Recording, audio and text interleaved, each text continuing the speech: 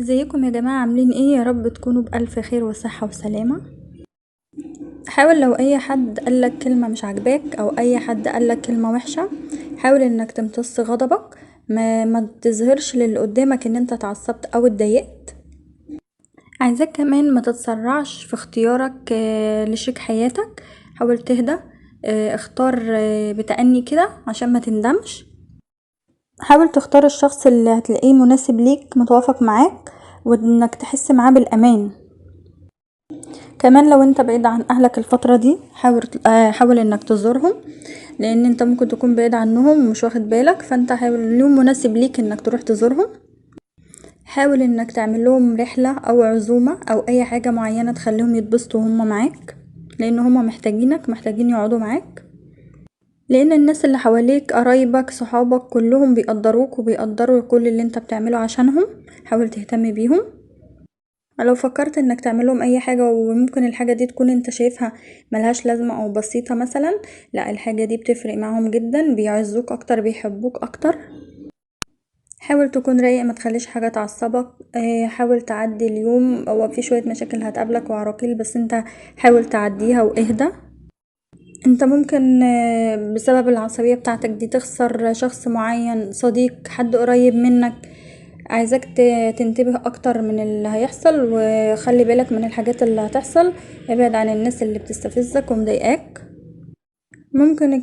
ممكن كمان الخسارة دي ما تبقاش اشخاص، ممكن تبقى خسارة فلوس.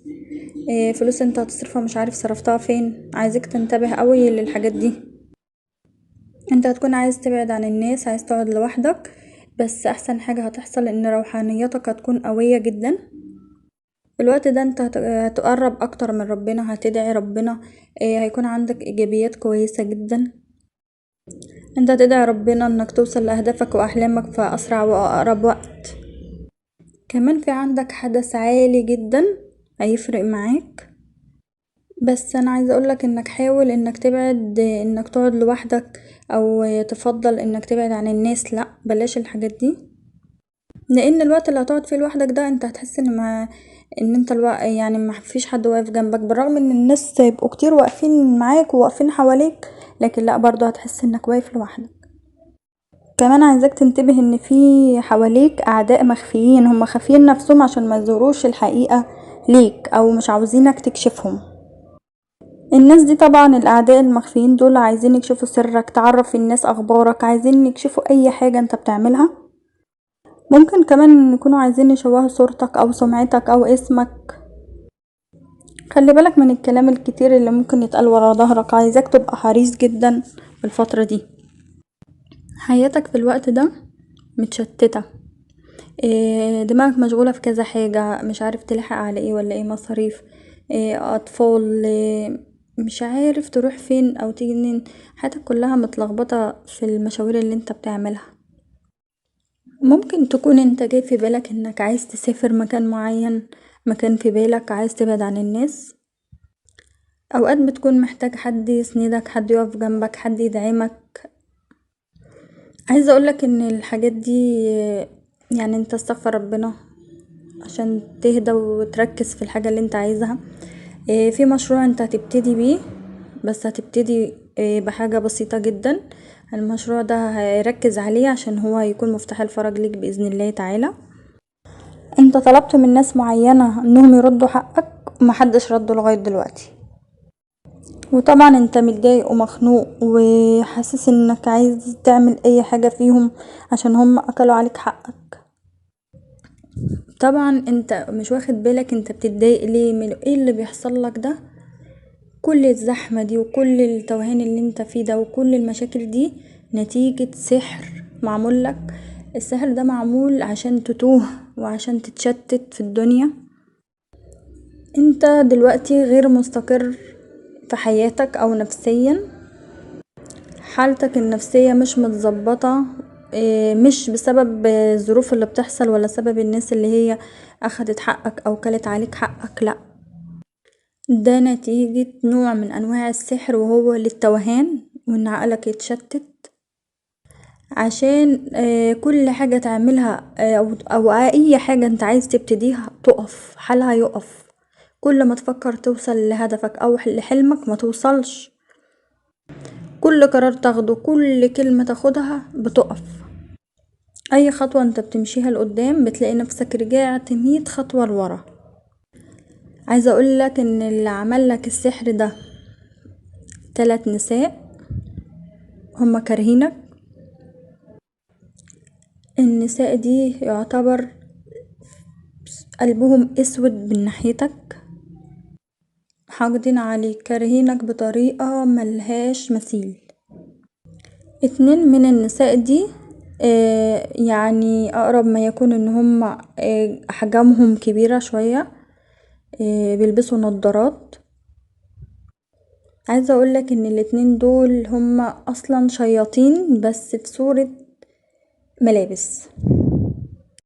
انا مش عارفة هما مين بالظبط في حياتك، بس هو الناس دي يعتبر بيشتغلوا في حاجات ضد البشر، ما بيعرفوش اي حاجة عن الايمان، استغفر الله العظيم.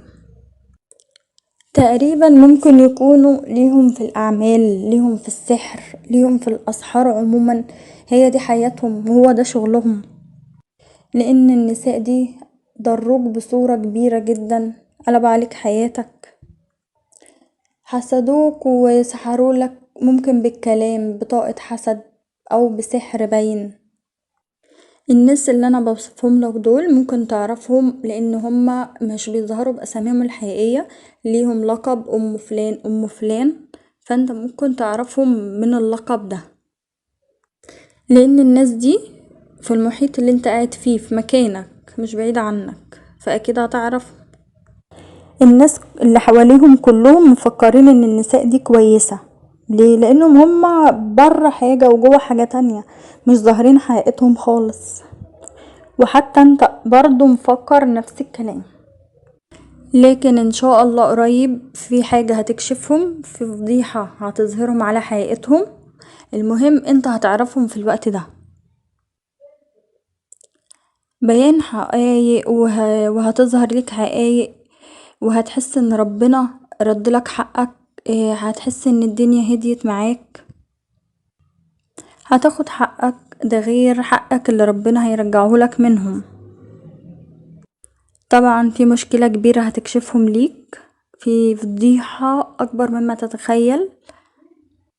حقك هيرجع، سواء كنت نايم بتعيط، نمت تعبان، نمت مقهور، نمت فيك اي حاجة خلتك زعلان او متضايق منها، ربنا هيجيب لك حقك.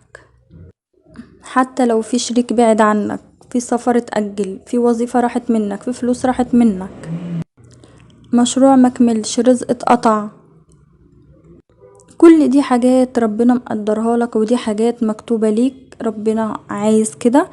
بس هتشوف الايام اللي جاية ايه اللي هيحصل معاك، لان مفيش حد هينفعك الا ربنا سبحانه وتعالى. وعشان كده برضو ربنا هيعوضك عن كل حاجة حصلت لك. الناس اللي اذتك دول عبارة عن 3 زي ما قلت لك. واحدة في 50، يعني عمرها 50 سنة مثلا، وواحدة اصغر منها ومعاهم بنتهم. ربطوك وعملوا لك سحر ان انت تبقى تايه، فكروا ان انت خلاص كده ضعت. قلبوا الدنيا عليها وطيها، هم افتكروا كده بس ما كانوش يعرفوا هو ربنا شايل لهم ايه. لان السحر ده بيتقلب على الساحر. كل شغلهم ان هم بيستعملوا حاجات زي البخور، بيحطوا فيه نوع من انواع يعني او حاجات، الحاجات دي بتجيب الحاجات اللي مش حلوة، يعني حاجات مش كويسة. وده طبعا كان السبب في لخبطة امورك وحالك بشكل عام. طبعا في العلاقة العاطفية في علاقة ثلاثية، الطرف الثالث اللي في العلاقة الثلاثية ده هو اللي دايما بيكون سبب في المشكلة او اي حاجة انت بتواجهها. طبعا انت فاكر انك كده صح، ان الطرف الثالث ده هو اللي ليه علاقة. لا طبعا الطرف الثالث كده مظلوم، لان مش هو اللي دمر حياتك، مش هو اللي عمل كده. دول الناس اللي انا قلتلك عليهم، ال3 نساء.